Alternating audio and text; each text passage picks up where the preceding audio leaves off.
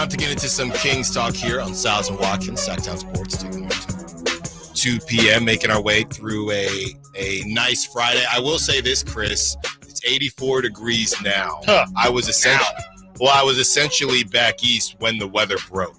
So last week, wifey and baby Stiles were already back there, and it was still super humid. They almost had a summer storm, and it was just this sticky, everything you would expect. I got out there, and I think that Friday I got out there, it was still hot. Saturday, still hot. The weather for fall literally broke on Sunday, and it was perfect. I'm talking 79 degrees, a nice breeze, and it doesn't last. It lasts for a month or so, and then winter comes calling. But I got back yesterday, dude, and look, it's hot. I love Sacramento, but I couldn't even walk. I just didn't want to be outside. 100 degrees in September. Make it make sense. I just didn't want to be outside. Make it make sense. We tried to tell you, And then it gets cold. It gets cold, too. It gets cold. There's some days. Really? I mean, I haven't felt the cold yet. I need next a week jacket. it's going to feel nice, but next week it's getting better. Cold. It's supposed to be, I think, low 90s, high 80s next week. I'll take it. Which is better. I was a step in the right direction. How do I golf in this? You don't. You just don't. You sweat and you get hurt. As Nate was playing that song real quick, I do want to say, I want to throw it out there at least. I have a fantasy team that has Lamar Jackson and Drake London. Okay. And I'm trying to get that Lamar and Drake. Like, I need to come up with a team name that has something witty in there. One of my football, I think it might actually be in our 1140 league. It's Nothing Like Us. The Vivek quote. That's a good one. Yeah, I think that might be just where I have to go. But I don't like to double up on the name. So if anybody's got any suggestions, please sack chat. Yeah, you can't do some sort of Lamar Drake versus Drake. Yeah, you can't do that. Yeah. That's not bad, but yeah. Something's there. I know something is there. I just need somebody more creative than I to come up with it. So if you got Drake London and Lamar Jackson on your team, please help me out trying to come up with the team name. Yeah. Something punny. I almost missed, and I was freaking out. I almost missed the draft. Well, you pretty much did. You were like 7 rounds in before you popped in. And at that point, I mean, your fate is kind of already sealed. Hey, auto draft people win leagues way too often. I got CD. He'll be fine. I got Jordan. Oh yeah, big day for me today. Jordan Love. Oh yeah. Dang, yeah. You're loaded up. I think you had somebody else too. Because I think you were picking around me, and there was one time where an auto draft took somebody for you, and I was like, of course, it's just how it goes. It was the time difference. Honestly, I was very confused as to what was going on, and Nate didn't send any reminders. I definitely sent a reminder, but it's fine. In a text? Yeah, to you, Frankie, and Brendan. Oh, I have that one muted. Why is that the one you have muted? Oh no, I have. All your group. Okay, all my group chats, my family chat. It's all muted. Yeah, I've been put in a couple more group messages, and I have now 299 unread messages. It's just anxiety.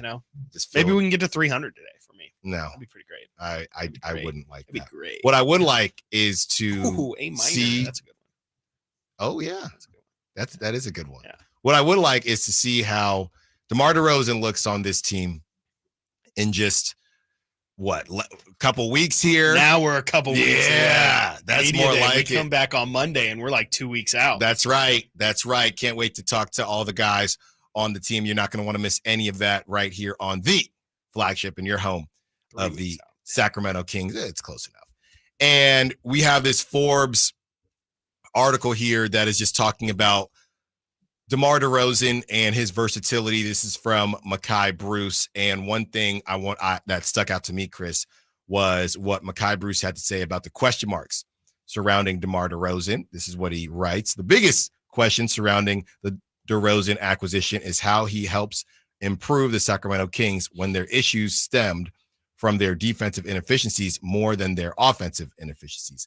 The answer is it provides them with even more versatility on offense and more secondary playmaking than they previously had. Although DeRozan is a score-first player, he is a more capable playmaker.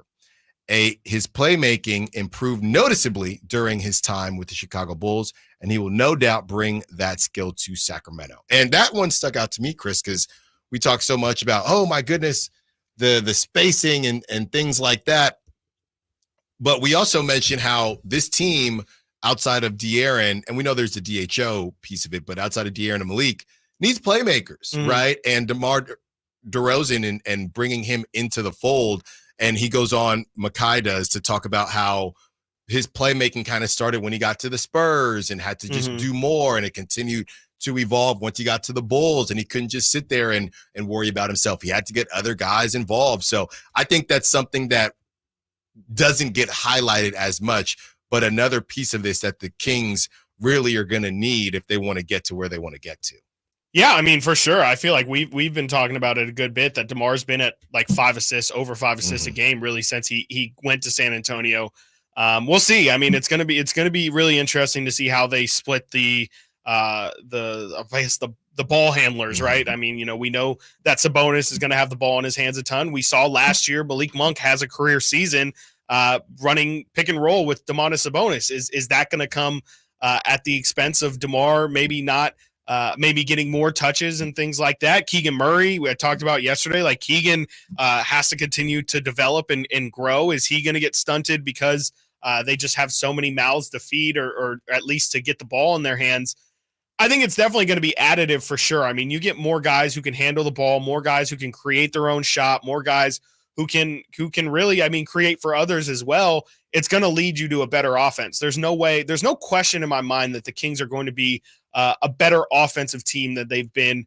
Maybe even the Beam team season better than that, just in terms of the movement, the fluidity, and I think just the overall skill level on offense is going to be through the roof.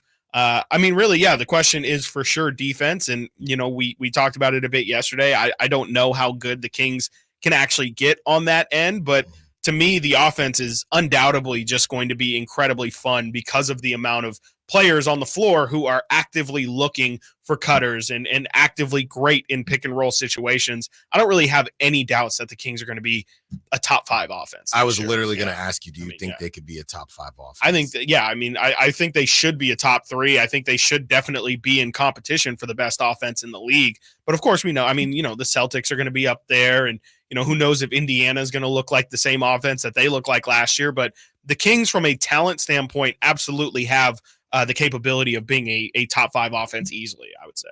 Yeah, and I would tell you what, you know how I am when I see these hype videos, right? And these these workout videos, and it looks like Kevin Huerter is on a mission. I'm gonna tell you that right now.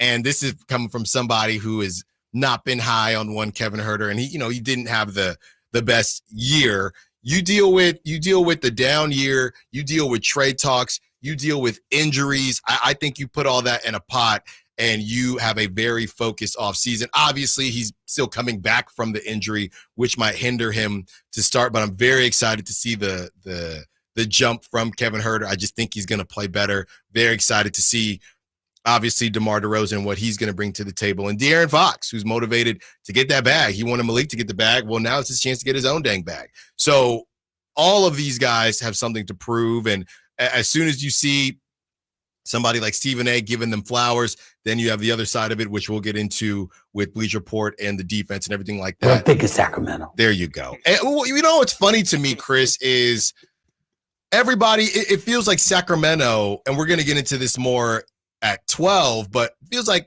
everybody is coming down on Sacramento's defense. And is it because Sacramento is a contender that doesn't have a great defense? Because I thought the whole thing was, nobody plays defense anymore. But it specifically seems to be, Sacramento's defense, that's the real problem. But all these other teams, is it because Sacramento is actually viewed as a contender, but the only way to be a real contender is to have at least a better defense than what the Kings have had? Because the whole thing is nobody plays defense anymore. Yeah, no, I mean, that's definitely part of it. Is if they want to be taken seriously, I think there's a stat that no NBA champion has ever finished below 15th in overall defense.